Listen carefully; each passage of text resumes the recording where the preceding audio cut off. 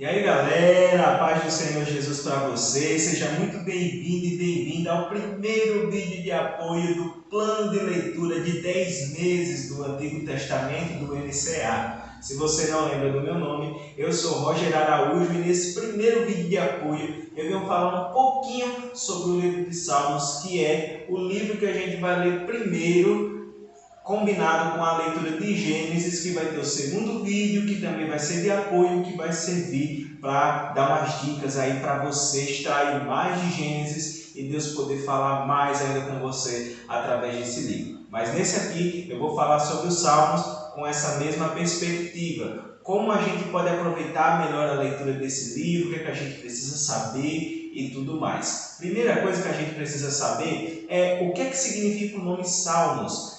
Até porque é um nome, uma palavra que a gente não usa com frequência. Pois bem, Salmos nada mais é do que um aportuguesamento do nome do livro em grego, que é psalmoi, que significa músicas de louvor, músicas de adoração. É como se fosse as músicas gospel de antigamente, as músicas cristãs, as músicas judaicas. O nome do livro em hebraico, que é a língua original do Antigo Testamento, é Tehillim, que significa louvor. Tem mais ou menos o mesmo sentido, com a diferença que louvor é uma palavra que tem um sentido mais abrangente, porque o louvor a Deus pode ser feito não só através da música, mas através de palavras, de exaltação a Deus, chamando Deus de santo, Deus de justo, Deus de amoroso, Deus de misericordioso, Deus de gracioso. Quando a pessoa glorifica o nome de Deus,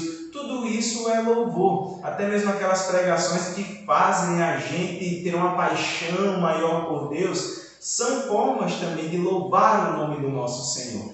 Essa é a diferença. E quem foi que escreveu os Salmos? Assim como no CD gospel, no DVD gospel, cada música, cada faixa é composta por pessoas diferentes, o mesmo acontece com salmos. Cada salmo foi feito por pessoas diferentes. Então, por exemplo, o primeiro salmo foi escrito por uma pessoa, mas o segundo já foi escrito por outra. Mas dá para a gente dizer pelo menos algumas pessoas que fizeram parte da composição dos salmos. Por exemplo, Davi foi o maior compositor de salmos. Dos 150 que a gente tem, 73 são de Davi. Outros 50 a gente não sabe de quem é, já dá 123 salmos.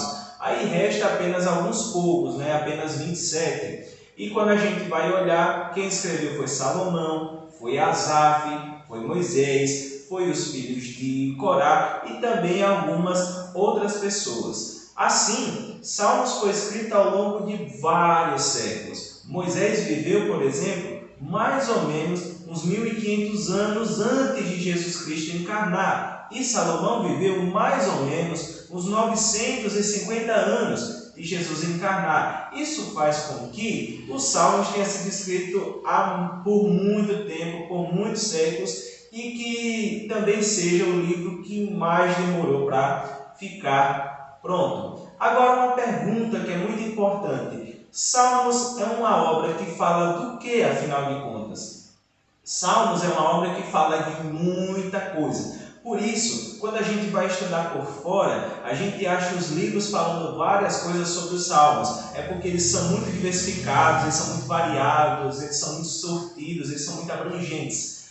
Alguns exemplos de temas que os Salmos falam são os seguintes. Primeiro, salmos de instrução. São aqueles salmos que nos ensinam como viver bem, como viver corretamente. Um exemplo é o Salmo 1, que fala para a gente não andar de acordo com o caminho dos ímpios, não seguir na trilha dos pecadores, não imitar os maus exemplos. E se a gente fizer isso, e além de fizer isso, se voltar para a vontade de Deus, aí a nossa vida vai ser boa, aí a gente vai viver bem. Outro exemplo de tema que é abordado no Salmo é louvor e adoração. É aqueles salmos que a gente com certeza já ouviu em algum culto.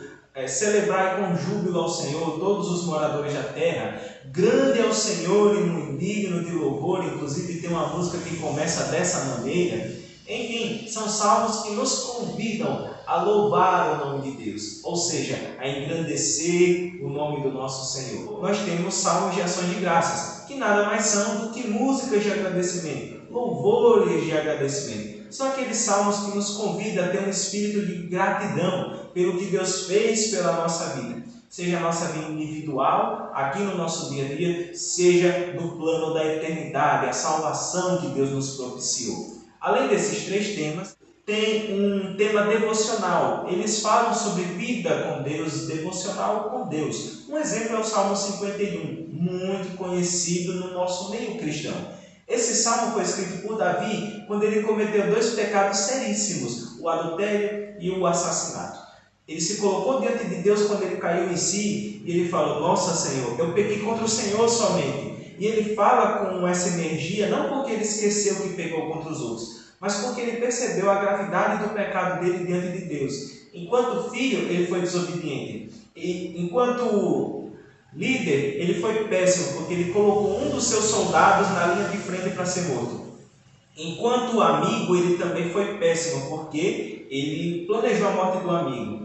Enquanto um ser humano, ele foi perverso, porque ele praticou um homicídio premeditado. Ele também foi um ser humano horrível, porque ele planejou o adultério. Então, uma série de coisas que fez com que ele percebesse que diante de Deus o pecado dele fosse muito maior do que o pecado que ele cometeu contra os próximos, contra as pessoas que estavam ao redor dele. Além desses salmos devocionais, nós também temos salmos messiânicos, que são salmos que apontam para Jesus Cristo, como é o caso do Salmo 22, que chega até a dizer em um dos seus versículos: perfuraram as minhas mãos e os meus pés, que é uma referência à crucificação de Jesus e a sofrer muitos séculos depois. Por fim, os salmos também falam de história. Existem salmos históricos, salmos que se baseiam na história do povo de Deus para louvar o nome desse Deus. Curiosidades do livro de Salmos. Algumas curiosidades são: primeira, os salmos são um tipo de obra na Bíblia que não existe igual, ou seja, os salmos é um tipo de livro único. Por quê? Porque nós temos basicamente histórias e profecias no Antigo Testamento. Nas histórias, Deus fala a respeito do ser humano.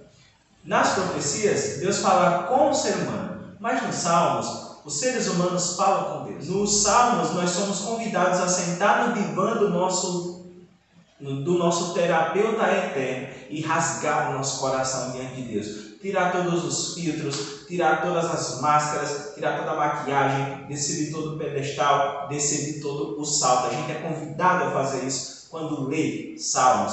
Outra curiosidade é que Salmos é a maior obra da Bíblia toda, tanto do Antigo Testamento quanto do Novo. Mas apesar disso, é a obra que tem o menor capítulo da Bíblia, que é o Salmo 117, um salmo que tem apenas 2 versículos. É o livro da Bíblia que tem o maior capítulo, que é o Salmo 119. Inclusive, quando chegarmos no dia de lê-lo, nós vamos ler somente ele. Não vamos ler nenhum outro capítulo a mais da Bíblia, porque ele tem 176 versículos que merecem ser meditados demais, porque fala da excelência e da perfeição que é a palavra de Deus. Além disso, os salmos também, eles, além de ficar mais ou menos na metade da nossa Bíblia, ele tem um capítulo que fica exatamente na metade da Bíblia inteira. A Bíblia tem 1189 capítulos, e o capítulo que fica na metade da Bíblia é o Salmo 117. O salmo que eu comentei, que tem 2 versículos. Quando o diabo atacou Jesus, ele citou o Salmo 91, ou seja, o próprio diabo usou a palavra de Deus contra o próprio Deus para tentar desencaminhá-lo de sua missão de nos salvar da perdição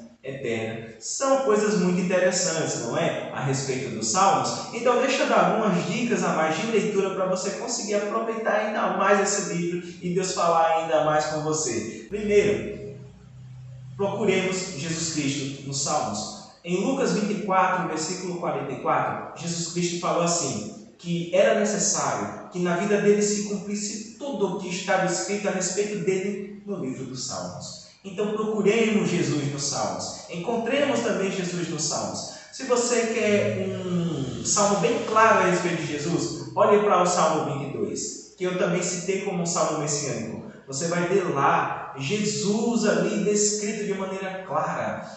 As primeiras palavras do salmo são: Deus meu, por que me desamparaste? Que foi o grito que Jesus Cristo deu lá na cruz. Então procuremos Jesus Cristo nos salmos, que nós vamos encontrá-lo lá e vamos ser muito enriquecidos com isso. Segundo lugar, os salmos são a anatomia da alma humana. Isso porque os temas são muito variados. Nós temos salmos para agradecer, nós temos salmos para pedir, nós temos salmos para quando estamos tristes, nós temos salmos para quando estamos alegres, nós temos salmos para quando estamos nem tristes nem alegres, mas medianos. Então nós vamos encontrar salmos para todas as ocasiões das nossas vidas. Uma outra dica para você ler bem os salmos: leiamos e desfrutemos essas grandes expressões de louvor. São de Deus para você. Cante-os e faça-as seus. Procure aprender o espírito de Davi. No Salmo 51 nós vemos um espírito que se derrama diante de Deus. Um espírito que tira todo o filtro, que tira toda a maquiagem, que tira tudo o que pode atrapalhar o relacionamento autêntico com Deus. Somos convidados a fazer a mesma coisa. Além disso, os Salmos nos ensinam palavras para a gente expressar diante de Deus aquilo que a gente está sentindo e aquilo que a gente está pensando. Com isso, você vai aproveitar muito, mais muito essa leitura dos Salmos. Deus vai falar poderosamente com você, assim como Ele tem falado poderosamente com várias pessoas ao longo da história.